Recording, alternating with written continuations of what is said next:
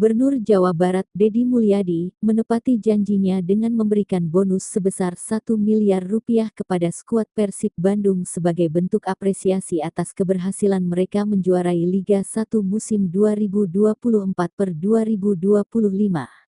Dana tersebut berasal dari tabungan pribadinya sebesar 800 juta dan hasil penjualan 4 ekor sapi miliknya senilai 2. Penyerahan bonus dilakukan secara simbolis kepada pemain Persib Adam Alis di gedung DPRD Jawa Barat pada Senin, tanggal 26 Mei tahun 2025. Uang tunai tersebut dibungkus dalam kantong biru dan diterima oleh perwakilan tim serta manajemen Persib. Pemain Persib Adam Alis menyampaikan rasa terima kasihnya atas perhatian dan dukungan yang diberikan oleh Gubernur Deddy Mulyadi.